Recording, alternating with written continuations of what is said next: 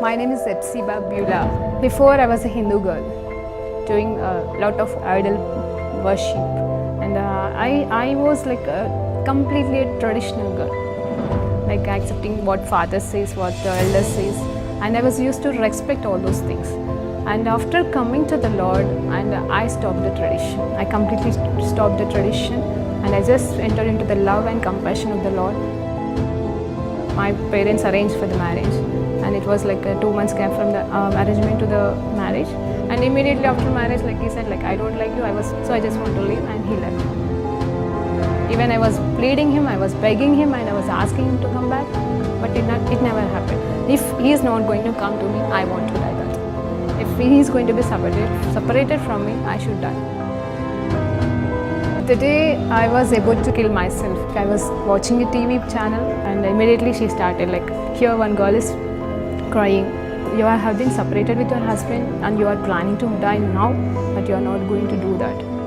Immediately I called to one of my Christian friends, and she shared with me the gospel. On the spot, I accepted Lord as my Savior. The next moment, I felt free from the burdens and all kind of thoughts, and everything left me. Praise Lord అండి. దేవునికి మహిమ కలుగును గాక. ప్రార్థన చేసుకుందాం. పరిశుద్ధుడా గొప్ప దేవా నీకు స్తోత్రం నాయన. ఈ సమయంలో తండ్రి నేను ఉన్న పాటను మీ పాద సన్నిధికి వచ్చినకు మరొక్కసారి మీరు మాకు ఇచ్చిన ఈ గొప్ప ధన్యతకే వందనాలు తండ్రి. అయ్యా నాయన తండ్రి ప్రభా, మరి గత కొన్ని రోజులుగా ప్రభా మరి నువ్వు ప్రేరేపణతో నాయన తండ్రి మరి సర్వలోకానికి నీ సేవకులకి క్రైస్తవులకి లోకానికి ఇచ్చిన 7 సంఘపు మాటలు నాయన మాకు ఇచ్చి ఉన్నావు తండ్రి. మరి ఆరు సంఘాలకి నువ్వు రాసిన పత్రికలని మేము ధ్యానించి ఉన్నాం. 7వ సంఘానికి రాసిన మాటల్ని కూడా క్లుప్తంగా మేము ధ్యానిస్తుంటుండగా నాతో మాట్లాడి మీరే సమస్త మహిమ ఘనత ప్రభావాలు పొందుకోమని యేసుక్రీస్తు నామములో ప్రార్థన వేడుకుంటూ సమర్పిస్తున్నాం తండ్రి. ఆమేన్. ప్రైజ్ లార్డ్ అండి. దేవునికి మహిమ కలుగును గాక. మరి ఈరోజు దేవాది దేవుడు మనకిస్తున్న ఈ మాటలు ధ్యానిద్దామండి. ఏంటంటే మరి ప్రకటన గ్రంథములో ఉన్న అధ్యాయాలండి. దాంట్లో మరి గత 7 ఇప్పుడు 7వ రోజు అండి. మనము ఏంటంటే ఈరోజు 7వ సంఘం గురించి ధ్యానించబోతున్నాం. అంటే దేవుడు రాసిన పత్రికలు మరి ఎవరికి రాశారంటే యోహాను ద్వారా. యోహాను ఒక్కొక్క సంఘానికి దేవుని ప్రేరేపణతో రాపించబడిన పత్రికలు అండి ఇవన్నీ కూడా. మరి రాయమంటున్నాడు. ఎవరు రాయమన్నారు? తండ్రి దేవుడు మరి యోహాను గారికి ప్రత్యక్షమై, ఆయన చివరి దినాల్లోనే కావచ్చండి, మరి ప్రత్యక్షమై నువ్వు రాయు, ఈ దర్శనం రాయు అని చెప్పేసి అన్నాడు. ప్రకటన గ్రంథంలో ఉన్న ప్రతి మాట నెరవేర్చు కాలం రాబోతుందని మరి అక్కడ యోహాను భక్తుడు మొదటి అధ్యాయంలోనూ మాట్లాడుతూ మరి ఇది చదివినవారు అలాగే విన్నవారు, వినడం మాత్రమే కాదు విని గైకొనిన వారు ధన్యులని చెప్తూ ప్రతి మాట మనకు అవసరమని మరి జ్ఞాపకం చేస్తూ మరి ఆ 7 సంఘాలంటే ఎవరో కాదండి, మళ్ళీ మనమే. అక్కడైతే ఆ సమయంలో అయితే డిఫరెంట్ ఏషియాలో ఉన్న 7 సంఘాలకైతే రాసి ఉన్నాడు. దాని అర్థం ఏంటంటే ఇప్పుడు మనం జీవిస్తున్న ఈ లోకంలో జీవిస్తున్న ప్రతి ఒక్కరికి ఇవి వర్తిస్తాయి. మరి ముఖ్యంగా క్రైస్తవులమైన మనకి ఇది అవసరం. ఎందుకు తెలుసా అండి? ప్రతి సంఘంలో ఉన్న మరి మాటలు ఏంటంటే ప్రతి సంఘాన్ని కూడా అడ్రస్సింగ్ చేశాడండి. మరి ఈరోజు ముగింపులో నేను మరొక్కసారి ఇంట్రొడక్షన్ ఇస్తున్నాను. ప్రతి సంఘాన్ని కూడా ఒక అడ్రస్సింగ్ పేరుతో, అంటే నేనేమై ఉన్నాను అనుకుంటూ తన గురించి మరి అడ్రస్సింగ్ ఇచ్చి, తర్వాత వారిలో ఉన్న మంచిని అలాగే వారిలో ఉన్న నెగిటివ్స్ని చూపిస్తూ అలాగే సరిచేసుకోమని చెప్తూ మరి మారుమనసు పొందుకోమని అవకాశం ఇస్తూ, అంత మాత్రమే కాదు మరి మీరు ఇలా చేసిన ఎడల మీరు జయిస్తే మీకు ఇంకా బహుమానాన్ని ఇస్తానని చెప్పేస్తూ ప్రతి సంఘానికి కూడా ఏ సంఘానికి ఎలా అవసరమో అలా రాసి ఉన్నాడండి. నిజం చెప్పాలంటే అప్పుడు ఆ సమయంలో మరి ఆ ప్రవక్త ద్వారా మరి రాపిచ్చిన మాటలో ఏ సంఘానికి ఏది అవసరమో క్లియర్గా రాసి ఉంటాడేమో. కానీ నిజం చెప్పాలంటే ఈ వీటిని ఇప్పుడు మనకుగా మనం తీసుకుంటే సంఘం అంటే నేను నువ్వండి, మనమే. అంటే మొత్తం చర్చే కావచ్చు, లేదా ఇండివిజువల్గా ఒక్కరిమైనా కావచ్చు. మరి మనలో ఏమున్నాయో ఏమి లేవో, ఏది మంచిది ఏది లేదో అనుకుంటూ మనం కూడా పోల్చుకుంటూ మన జీవితాన్ని మార్చుకుంటే ఆనాడు వారికి ఇస్తానని చెప్పిన అవే ఆశీర్వాదాలు, అదే దీవెన, అవే రివార్డ్స్ దేవుడు మనకి ఈరోజు కూడా దాచిపెట్టి ఉన్నాడు.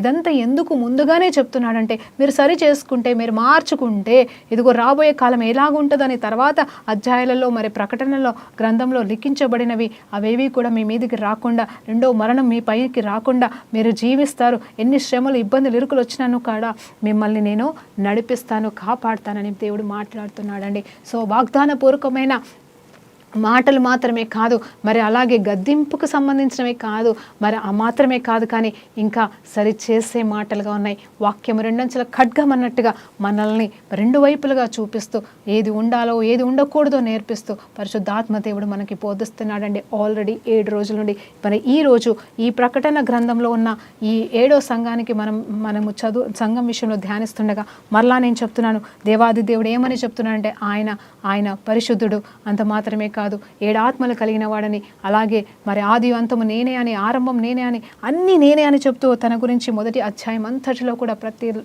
ప్రతి ఒక్కరికి రాశాడు, ప్రతి సంఘానికి రాస్తున్నాడు. అవన్నీ మీరు ధ్యానించవచ్చు. అలాగే మరి చివరిగా మరి ఈరోజు సంఘానికి మరి ఏమని ప్రత్యేకమైన మాటలు మాట్లాడుతున్నాడో చదువుదామండి. మరి ప్రకటన గ్రంథం 3వ అధ్యాయం 14 నుండి మరి చివరి వచనం వరకు ధ్యానిద్దాం. 14వ వచనం నుండి, లవదోకియా సంఘంకి మరి ఉన్న దూతకి మరి ఇలాగూ రాయుము, ఆమెననువాడు నమ్మకమైన వాడు, సత్యసాక్షి అయిన దేవుడు, సృష్టికి ఆది అయి ఉన్నవాడు చెప్పు సంగతులేమనగా, నీ క్రియలను నేనెరుగుదును. నీవు చల్లగానైనను వెచ్చగానైనను లేవు. నీవు చల్లగానైనను వెచ్చగానైనా ఉండిన మేలు. నీవు వెచ్చగానైనను చల్లగానైనా ఉండక నులివెచ్చగా ఉన్నావు గనక నేను నిన్ను నా నోటి నుండి ఉమ్మివేయనుద్దేశించుచున్నాను. నీవు దౌర్భాగ్యుడవును, దిక్కుమాలిన వాడవును, దరిద్రుడవును, గుడ్డివాడవును, దిగంబరుడవై ఉన్నావని ఎరుగక నేను ధనవంతుడను, ధనవృద్ధి చేయుచున్నాను, నాకేమీ కొదవలేదని చెప్పుకొనుచున్నావు. నీవు ధనవృద్ధి చేసి కొనున్నట్లు అగ్నిలో పుటమి వేయబడిన బంగారమును నీ దిశ మూలకు సిగ్గు కనబడునట్లు ధరించుకొనుటకు తెల్లని వస్త్రములను, నీకు దృష్టి కలుగునట్లు నీ కనులకును కాటుకను నా యొద్ద కొనుక్కోమని నీకు బుద్ధి చెప్పుచున్నాను. నేను ప్రేమించు వారందరినీ గద్దించి శిక్షించుచున్నాను గనక నీవు ఆసక్తి కలిగి మారు మనసి పొందుము. ఇదిగో నేను తలుపు నొద్ద నిలుచుని ఉండి తట్టుచున్నాను. ఎవడైనను నా స్వరమును విని తలుపు తీసిన ఎడల నేను అతని యొద్దకి వచ్చి అతనితో నేనును నాతో కూడా అతను భోజనము చేయుదుము. నేను జయించి నా తండ్రితో కూడా ఆయన సింహాసనమునందు కూర్చుని ఉన్న ప్రకారము జయించు వారికి నాతో కూడా నా సింహాసనమునందు కూర్చుండనెత్తును. సంఘములతో ఆత్మ చెప్పుచున్న మాట చెవి గలవాడు వినును గాక. హల్లెలూయా. దేవునికి మహిమ కలుగును గాకండి. నిజంగా ఎంత గొప్ప సత్యాలు, ఎంత గొప్ప మాటలు ఉన్నాయండి. ఆరంభంలో చదవాలంటేనే నాకు భయం వేస్తుందండి, కానీ ముగింపులో ఎంతో ఆదరణతో కూడిన మాటలు కదండి.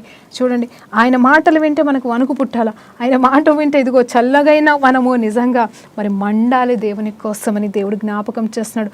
అయితే ఈయన ఈ సంఘానికి, ఈ 7వ సంఘానికి మరి ఏమని పరిచయం చేసుకుంటున్నా అంటే, ఆమేనను వాడంట, నమ్మకమైన సత్యసాక్షియు, దేవుని సృష్టికి ఆది అయిన వాడంట. ఈ సంగతులు చెప్తున్నాడు. చూడండి, ఆమేనను వాడు. మనం ఎప్పుడు ఏది మాట్లాడినా, ఏది ప్రార్థన చేసినా మనం ఏం చేస్తామండి? మొదటిగా చివర్లో ఆమేన్ అంటాం. అది అర్థమైనా అర్థం కాకపోయినా, వేరే భాషలో వాళ్ళు ప్రార్థన చేసినా ఏదైనా సరే దేవుని చిత్తమైన ప్రార్థనే కదని ఆమేన్ అంటాం. ఆమేన్ అనే మాటలో ఒక సత్యం ఉందండి. అదేంటంటే అవును గాక అని అంట. అయితే ఆ పేరు పెట్టుకున్న వారెవరు? మళ్ళా దేవుడే. నేను ఆమేన్ అనువాడను అంటున్నాడు. అయితే ఒకరోజు నేను ప్రార్థన చేస్తా ఉంటుండగా ఒక సత్యము ఈ పేరులోకి వెళ్ళి నాకు ఇచ్చి ఉన్నాడండి. అది మీకు చెప్పబోతున్నాను. ఆల్రెడీ చెప్పానేమో, మరలా చెప్తున్నాను. ప్రభువా, నీ చిత్తానుసారమైన ప్రార్థన చేయడం అయితే మాకు తెలియదు, నీ చిత్తం ఏంటో మాకు తెలియదు కదా ప్రభా.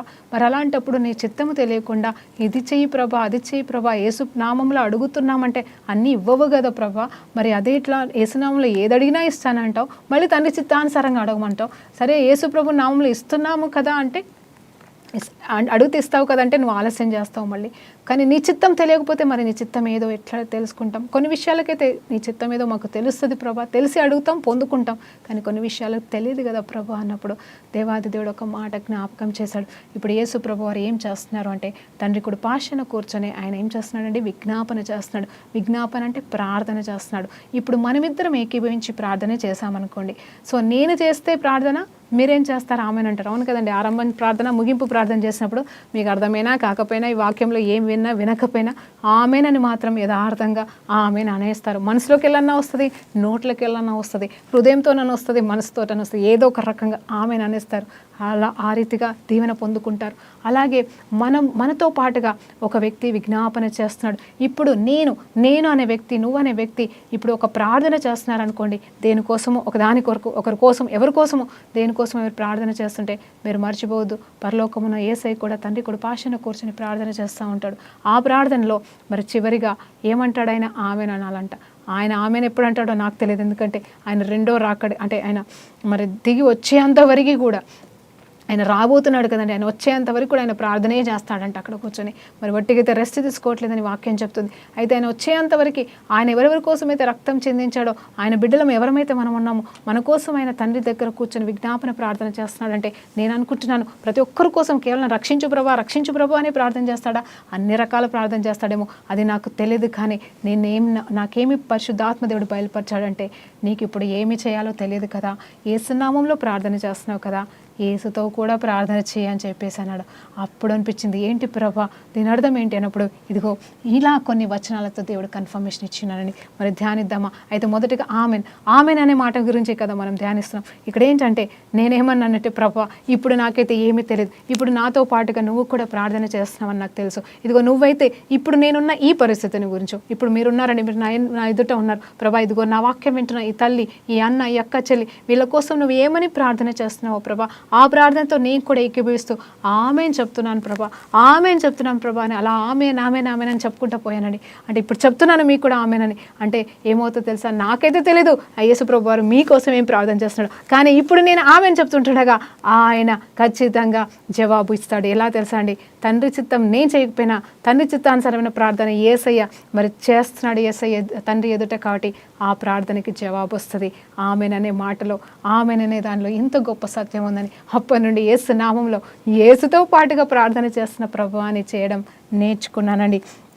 మీకు ఇష్టమైతే మీరు కూడా అలా నమ్మి విశ్వసించి ఏమీ ప్రార్థన చేయాలో తెలియనప్పుడు ఈ రీతిగా ఏకీభవించండి, మీకు నెమ్మది వస్తుంది, జవాబు కూడా తప్పక వస్తుందని విశ్వసించి చెయ్యండి. హల్లెలూయా. సో ఈ ఆమెన్ అనేవాడు నమ్మకమైన వాడు, సత్యసాక్షి అయిన దేవుడు మరి ఏమని పలుకుతున్నాడంటే, నీ క్రియలను నేను ఎరుగుదును, నీవు చల్లగానైనను వెచ్చగానైనా లేవని మరి ఆరంభంలోనే తిడుతున్నాడు.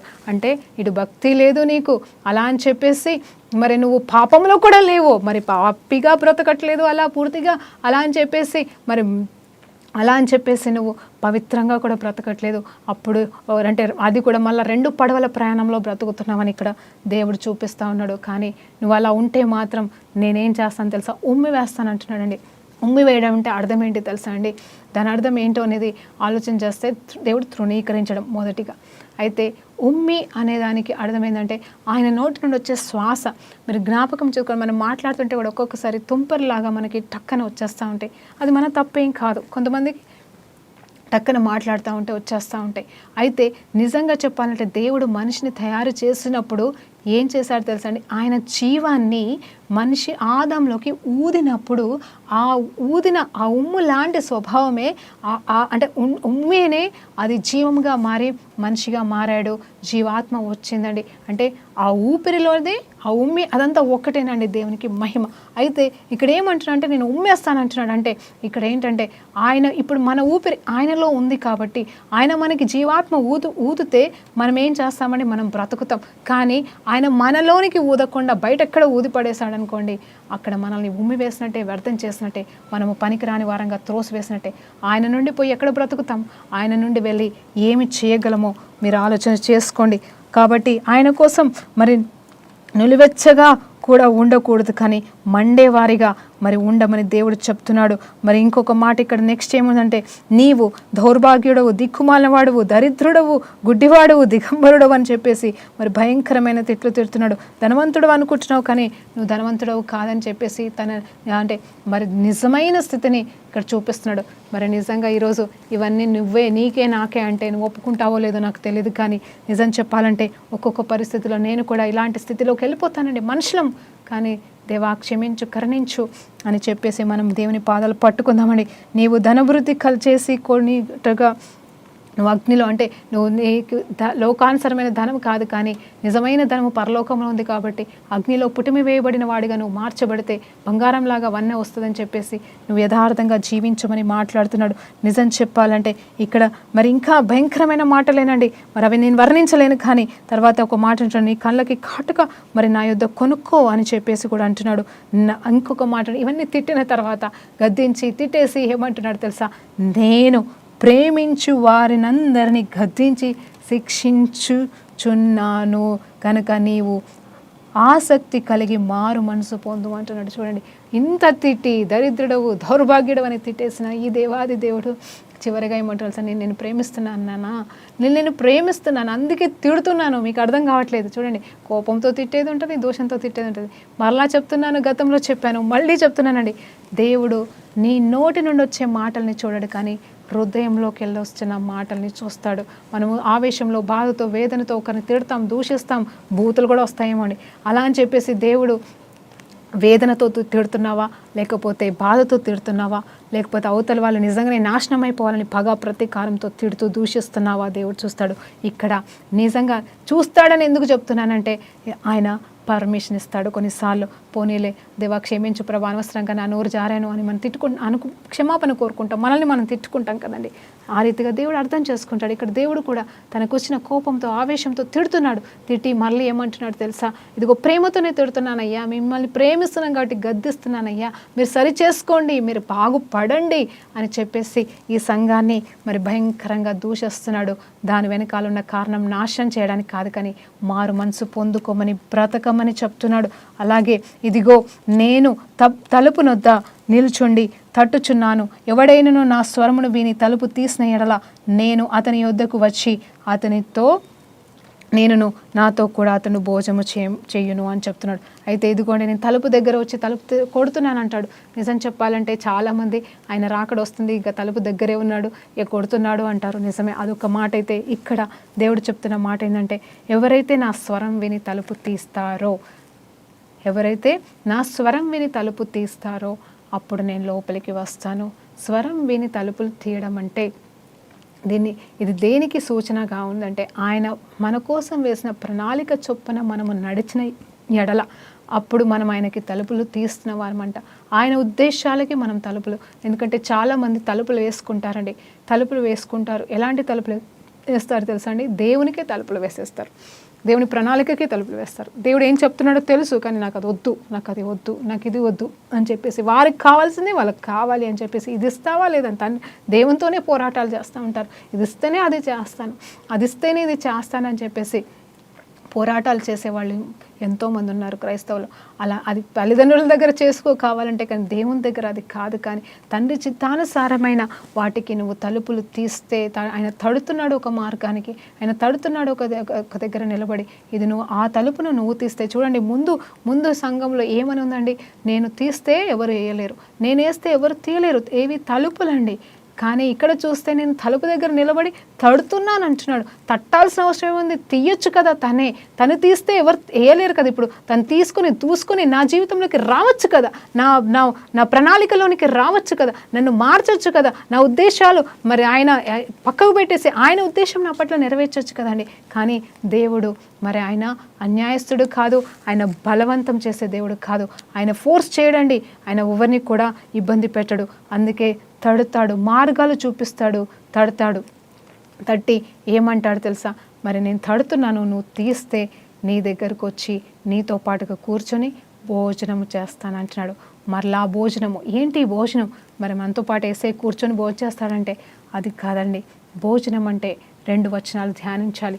మొదటిగా కీర్తన రాసిన 23వ అధ్యాయం అండి. అక్కడ చక్కటి అధ్యాయం కదండి, యెహోవా నా కాపరి, నాకు లేమి కలగదు, పచ్చిక గల చోట్ల పరుండ చేయని చెప్పేసి చక్కటి అధ్యాయం, చాలా చక్కటి అధ్యాయం. అలా నా శత్రువు ఎదుట అని 5వ వచనం అనుకుంటానండి, ఒక మాట ఉంటుంది ఏంటంటే, ఆ 5వ వచనంలో నీ శత్రువు ఎదుట నేను బల్లని సిద్ధపరుస్తాను అంటాడు. బల్ల అంటే ఏంటి, భోజనము అది ఎలాంటి భోజనము అనేది దేవుడు మన కోసం సిద్ధపరుస్తాడు. ఎక్కడ, శత్రువైన సాతాను ఎదుట ఆయన మనకి బల్లని సిద్ధపరుస్తాడు. మరి సాతానికి ఏం కావాలి, దేవుని చిత్తము నెరవేర్చకుండా ఉండడం కావాలి. మరి భోజనం ఏంటి అంటే అక్కడ దేవుని చిత్తము.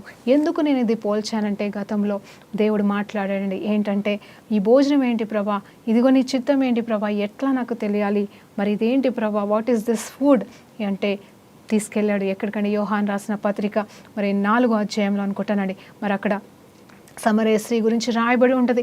అప్పుడేమవుతుందో తెలుసా, ఆ సమరయ స్త్రీ జీవితంలో మరి దేవుడు దర్శిస్తాడు, మాట్లాడతాడు, ఇదిగో నువ్వు జీవజల నదులను పొందుకుంటావు అని చెప్పేసి అన్నప్పుడు ఆమె అయితే కొండ విడిచిపెట్టి ఆమె వెళ్ళి సువార్థికురాలుగా మారిపోతుంది. అప్పుడు శిష్యులు వచ్చి ఆహారం తీసుకురావడానికి వెళ్ళిన శిష్యులు వెనక్కి వచ్చి, అయ్యా ఇదిగో నీ కోసం మేము ఆహారం తీసుకొచ్చాము, భోజనం చెయ్యి అంటాడు. అప్పుడు యేసు ప్రభు వారు ఆ శిష్యులతో ఒక మాట అంటాడు. ఏంటంటే అప్పటి వరకు ఏం చేశాడండి, సమరయ స్త్రీతో మాట్లాడాడు. సమరయ స్త్రీకి కోసం అంటే అక్కడికి ఎందుకు వచ్చాడు, ఆయన ఒక పని చేయడానికి వచ్చాడు, ఆమెను దర్శించడానికి, ఆమె జీవితాన్ని మార్చడానికి, ఆమె జీవితంలో గొప్ప కార్యము చేయడానికి వచ్చాడండి. అదేంటి, అది దేవుని చిత్తమై ఉన్నది. హల్లెలూయా, దేవునికి మహిమ కలుగును గాక. ఆయన కావాలని పనిగట్టుకొని వచ్చి బావి దగ్గర కూర్చున్నాడు, వాళ్ళని ప్రేరేపించి వాళ్ళని పంపించాడు, ఒంటరిగా ఆ స్త్రీతో మాట్లాడాడు, ఆమెని ఎంతోమందికి దీవెనకరంగా మార్చాడండి. హల్లెలూయా. ఆ తర్వాత చూస్తే ఆ శిష్యులు మరి ఎవరైనా నేను భోజనం అడిగినప్పుడు నేను భోజనం ఆల్రెడీ చేశాను అంటాడు యేసుప్రభు వారు. అదేంటి, భోజనం చేశాడా, ఎవరైనా తీసుకొచ్చి ఇచ్చారేమో ఈయనకని వాళ్ళు మనసులో అనుకుంటున్నారండి. జాగ్రత్త, మనసులో అనుకున్న మాటలు దేవుడు వింటాడండి. నువ్వు గట్టిగా ప్రార్థన చేయాల్సిన అవసరం లేదు, నువ్వు నా ఆలోచనలు మనుషులకి చెప్పుకోవాల్సిన అవసరం లేదు. నువ్వు ఆలోచించు, దేవుడు వింటూ ఉంటాడు, నీకు జవాబు వస్తూ ఉంటుంది. నువ్వు ఆలోచన చేయి దేవునితో, నువ్వు ఆ దేవునితోనే ఆలోచించుకుంటూ, పక్క వాళ్ళతో డిస్కషన్ చేయాల్సిన అవసరం లేదు. నువ్వు దేవునితో డిస్కషన్ చేసుకొని ఆలోచనల తలంపులో దేవుడు వింటాడు. అయితే వీరు అనుకుంటున్నారంట, ఎవరన్నా పెట్టారేమో అని వీళ్ళు అనుకుంటున్నారు. అప్పుడు వెంటనే, ఎందుకు మీరు అలా అనుకుంటున్నారు, నాకెవరు ఆహారం పెట్టలేదు, కానీ నా పరలోకపు తండ్రి యొక్క చిత్తము చేయడమే నాకు భోజనమే ఉన్నదని చెప్పేసి పరిశుద్ధాత్మ దేవుడు ఆ వచనాన్ని నాకు చూపించాడండి. అంటే దాని అర్థం ఏంటి అంటే, పరలోకంలో ఉన్న దేవుని చిత్తము చేయడమే నాకు భోజనం అంట. దేవునికి మహిమ కలుగును గాక. ఆ భోజనము దేవుడు సాతాను ఎదుట నాకు నీకు పెట్టాలని కోరుకుంటున్నాడు. కీర్తన 23వ అధ్యాయంలో రాయబడింది. దాని అర్థం ఏంటి తెలుసా, దేవుడి చిత్తము చెయ్యకుండా, దేవుని చిత్తం మన జీవితంలో జరగనివ్వకుండా సాతానగాడు వాడేసే ప్రయోగాలు పన్నాగాలు ఎన్నో ఉంటాయండి మనం దేవుని పొందుకోకుండా. కానీ దేవుడు మాత్రం ఆ సాతాను ఎదుటనే వాడిని నాశనం చేసేసి మనల్ని మరి వాడిని తొక్కిపడేలాగా దేవుని చిత్తం మన ద్వారా నెరవేర్చి ఇవన్నీ ఓటిమి పాలు చేస్తాడు. అదే మనకి నిజమైన ఆహారం, భోజనం, దేవుని చిత్తం అండి. అయితే ఇక్కడ ఈ భోజనం ఏంటి చూడండి, ఆయన మన దగ్గరకు వచ్చి ఆహారం తినడం కాదు, కానీ భోజనం చేస్తాడంటే చూడండి, ఆ భోజనమే దేవుని చిత్తము. అంటే నువ్వు తలుపు తీస్తే, ఆయన ప్రణాళికకి తలుపు తీస్తే, ఆయన మన కోసము ఏర్పాటు చేసిన ప్రణాళికకి తలుపు తీస్తే ఏమవుతుంది తెలుసా అండి, పరలోకంలో ఉన్న దేవుని చిత్తము సంపూర్ణంగా మన పట్ల నెరవేర్చబడుతుంది. చూడండి, దేవుని చిత్తం మన పట్ల నెరవేర్చబడాలి, ప్రభా నీ చిత్తం అని ప్రార్థన చేస్తూ ఉంటాము. తెలుసో తెలియక ఏదో ఒకటి చేసేసి, ప్రభా ఇంకా నీ చిత్తం అయితే చేసాము, ఇంకా నీ ఇష్టం అంటాము. కొన్నిసార్లు ఆయన చిత్తమే కావచ్చు, అది కాకపోకుండా పోవచ్చు, అది ఏదేమైనా. కానీ ఇక్కడ చూస్తే మాత్రం అది పర్సనల్గా మనం మాత్రమే చేస్తామేమో, దేవుడు జరిపిస్తాడేమో. ఇక్కడ దేవుడే వచ్చి మనతో దేవుని పరలోకమున తండ్రి చిత్తం చేస్తే ఇంకా మనం ఎంత ధన్యులమండి. నువ్వెంత ధన్యుడివి, నేనెంత ధన్యుడని.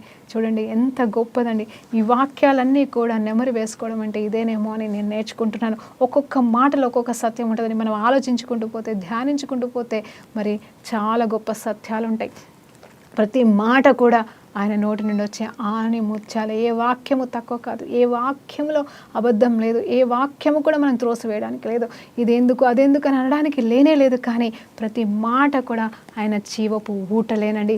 అలాంటి జీవపు ఊటలతో మనం బ్రతకాలంటే దేవుడు చెప్తున్నట్టుగా ఆయన చిత్తానుసారంగా ఇదిగో 7 సంఘాలకి రాసిన ప్రతి మాటని మనం గైకొనిన ఎడల హల్లెలూయా. ఒక్క మాట చెప్తానండి ముగింపులో. నిజం చెప్పాలంటే ఈరోజు ఒక పరీక్ష అనుకోండి, ఈరోజు ఫైనల్ టెస్ట్ అనుకోండి. మరి ఏం చేస్తారు మీరు? ఏవైతే ఇంపార్టెంటో అవే చదువుకొని పోతారు. అదే ముందైతే రఫ్గా చదువుతారు, లేదంటే అవసరం ఉంటే చదువుతారు, లేకపోతే లైట్ తీసుకుంటారు, ఎగ్జామ్కి కూడా డుమ్మా కొట్టేస్తారు. అదే ఫైనల్ ఎగ్జామ్ అనుకోండి, ఖచ్చితంగా ఏది ఇంపార్టెంటో తెలుసుకొని, ఏది ఇంపార్టెంట్ కాదో తెలుసుకొని, అవసరమైన వాటిని ఇంపార్టెన్స్ ఇచ్చి చదువుకొని ప్రిపేర్ అయ్యి వెళ్ళిపోతూ ఉంటాం. ఈరోజు నిజంగా చెప్తున్నానండి, ఏదైనా అవసరమే, ప్రతిసారి నేను ఇలాగే చెప్తాను. కానీ ఈరోజు ఈ సంఘాలకి రాసిన మాటలని మనం ధ్యానించి ఉంటుండగా, నేను చెప్పిందే మీరు మరలా వినాలనుకుంటే వినొచ్చు, యూట్యూబ్లో అప్లోడ్ చేయబడి ఉంటాయి. కానీ నేనేమంటున్నానంటే మీరు చదవండి. నేను చెప్తే ఇన్ని రోజులు పట్టింది, కానీ మీరు చదివితే 3 అధ్యాయాలు 30 నిమిషాల్లో కూడా చదువుకుంటారు. కానీ ఈ 3 అధ్యాయాల్లో మీలో ఏది ఉందో ఏమి లేదో మీరు చూసుకుంటావు. జీవితాంతం మీరు బ్రతికితే ఏమి దేవుని నుండి కాందదు. ఏది దేవుడు మీలో ఏముందో మీరు చెప్పనక్కర్లేదు, అవసరం లేదండి. మీరు ఎవరికి చెప్పుకోవాల్సిన అవసరం లేదు. దేవుడు చూపిస్తూ ఉంటాడు మీలో ఇది ఉందని. దాన్ని దేవుడి దగ్గర ఒప్పుకొని విడిచిపెడితే పరిశుద్ధమైన జీవితం, పవిత్రమైన జీవితం, దేవుని ప్రణాళిక నెరవేర్చే జీవితం, నీ చిత్తం దేవుని ద్వారా జరగడం మాత్రమే కాదు, దేవుడే వచ్చి నీతో పాటుగా దేవుని పరలోకమున తండ్రి చిత్తం చేస్తానని యేసు ప్రభువారు. చూడండి, నేను తలుపు తీస్తే నేను లోపలికి వచ్చి, నువ్వు తలుపు తీస్తే నేను లోపలికి వచ్చి నాతో కూడా మరి అతడును భోజనము నాతో కూడా అతడును భోజనము చేయను. ఎవరు అతడు? ఎవరైతే తలుపు తీస్తారో వారు. తలుపు తీయని వారు చేయలేరు. కాబట్టి ఆ ధన్యతని మనం కోల్పోకూడదని మరి నేను జయించి ఇంకా చివరిగా మాట్లాడుతున్నాడండి, నేను జయించి నా తండ్రితో కూడా ఆయన సింహాసనం ముందు కూర్చుండి ఉన్న ప్రకారము. చూడండి, ఇంతకుముందే మనం ఏమనుకున్నాం, ప్రార్థన చేస్తున్నాడు ఆయన, ఆమెనంటే సరిపోతుందంట మనకి. ఏంటండి, ఆయన ఆమెనంటే సరిపోతుంది. ఇది కాదా నిజమైన జయము? ఆయన ఏం చేస్తున్నాడు? పరలోకంలోనే తండ్రి కుడిపాశను కూర్చున్నాడు. కరెక్టే, ఆయనతో పాటుగా కూర్చుండే అవకాశం ఇస్తానంటున్నాడు. చదువుదామండి 21వ వచనం ఈ ముగింపులో. నేను జయించి తండ్రితో కూడా ఆయన సింహాసనమునందు కూర్చుండి ఉన్న ప్రకారము జయించు వానిని నాతో కూడా నా సింహాసనమునందు కూర్చుండనిచ్చేదను అంటున్నాడు. చూడండి, యాక్చువల్గా ఏంటంటే ఆయన చిత్తం, మనం చేయాల్సిన పని ఏం లేదు. ఆయన చిత్తానికి మనం లోబడడం, తలుపు తీయడం. అప్పుడు ఆయన చిత్తము, పరలోకంలో తండ్రి చిత్తం, ఆయన చిత్తం, ఆయనే వచ్చి మనతో జరిపించుకుంటాడు, ఆయనే చేస్తాడు. అంత మాత్రమే కాదు, తండ్రి కుడిపాశన ఆయన కూర్చున్నట్టుగా మనల్ని కూడా కూర్చోబెడతాడు. ఇంకొక మాట కూడా చెప్తున్నాడు, ఏంటి అంటే ఆయన మనల్ని ఎన్నటికెన్నటి కూడా విడిచిపెట్టడు. కాబట్టి జయిస్తావా? ఇవన్నిటి నుండి జయిస్తావా? ప్రతి సంఘానికి చెప్తున్న మాట, నువ్వు జయిస్తే నీకు దీవెన. ఇదిగో, నువ్వు మారు మనసు పొందుకుంటే నీకు ఇది దీవెన. ఒకవేళ నువ్వు మారు మనసు పొందుకోకపోతే నేను ఇది చేస్తా. ఇదిగో, నీలో ఈ మంచి ఉంది, సంతోషమే, కానీ నీలో ఇది కూడా ఉంది, తీసేసుకో. ఇదిగో, నువ్వు నటిస్తున్నావు, పక్కకు పెట్టు. నీలో మార్పు లేదు, మార్చుకో. ఇదిగో, నువ్వు చచ్చిపోయిన వాడివే, కానీ నువ్వు బ్రతుకు, నలుగురిని బ్రతికించు. ఎన్ని చక్కటి మాటలు ఉన్నాయండి. తిప్పి కొడితే మరి నాకు తెలిసి ఇది చూస్తే 2వ అధ్యాయంలో చూస్తే 29 వచనాలు, 3వ అధ్యాయంలో చూస్తే 22 వచనాలండి. అంటే 2 కలిపి ఆల్మోస్ట్ కేవలం 50-60 వచనాలు మాత్రమే. మరి ఏం మాట్లాడాడు దేవుడు మనతో? నీతో ఏం మాట్లాడుతున్నాడు? నాతో అయితే చాలా విషయాలు మాట్లాడండి. నేనేదో రఫ్గా పేపర్ మీద ఏదో రాసుకుని వచ్చాను, కానీ ఈ 7 వచనాలు ఒక్కొక్కటిగా నేను ధ్యానిస్తుండగా దేవుడు నాతో కూడా ఎన్నో మాట్లాడండి. అది మీతో పంచుకోలేను, కానీ మీతో మాట్లాడుతుండగానే దేవుడు నాతో కూడా మాట్లాడుతున్నాడు. అందును బట్టి దేవునికి మహిమ కలుగునుగాక. జయించిన వారిలో ఉందామా? కొత్త పేరు అన్నాడు కదండి. ఎవరికి కావాలి నూతనమైన పేరు? చూడండి, అక్కడ ఏముంటుందో తెలుసా? యెరూషలేముకి ఇచ్చే నూతన పేరు నీకు ఇస్తాడంట. యెరూషలేముకి ఏ పేరు ఇస్తాడు తెలుసా అండి? జయోన్ అంటున్నాడు, జయోను అంటున్నాడు. జయోన్లోకి వెళ్ళి నేను ఆశీర్వదిస్తాను అంటున్నాడు బైబిల్లో. ఇప్పుడు జయాన్ అంటే ఎవరు? మళ్ళీ నీకే పేరు పెడుతున్నాడు. అంటే నీ ద్వారా ఇంకొకరు జీవించబడతారు. నిన్ను పరలోకం నుండి, ఆ జయోన్ నుండి, అంటే నూతనమైన యెరూషలేములోకి వెళ్ళి జీవించడం మాత్రమే కాదు, ఆయన సన్నిధి నుండి మరి జీవించడం మాత్రమే కాదు, నిన్నే ఒక జయాన్గా మారుస్తే, అంటే పేరు పెడితే నీకు ఆ రూపం వచ్చేస్తుంది.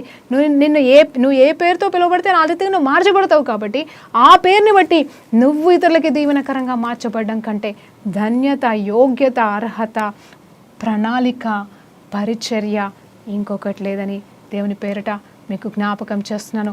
మరి ఈ 7 బట్టి దేవునికి మహిమ కలుగునుగాక. ముగింపులో ఒక్క మాట చెప్పాలనుకుంటున్నానండి. ఒకవేళ ఈ 7 అధ్యాయాల విషయంలో నా నుండి కానీ, నా నోటి నుండి కానీ ఏదైనా పొరపాటు కానీ పలికి ఉంటే నన్ను దేవుని పేరిట క్షమించమని బ్రతిమలాడుతూ దేవునికే ఈ సమయాన్ని మరి వాక్యాన్ని సమర్పిస్తున్నానండి. ప్రార్థనతో ముగించుకుందాం. పరిశుద్ధుడా, గొప్ప దేవా, నీకు స్తోత్రం నాయన.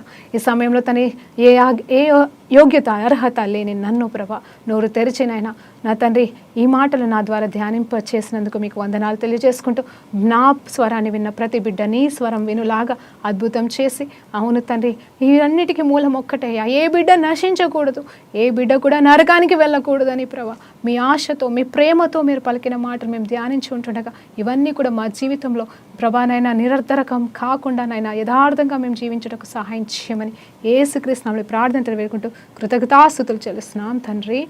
ఆమేన్. ప్రైజ్ లార్డ్ అండి. దేవునికి మహిమ కలుగును గాక.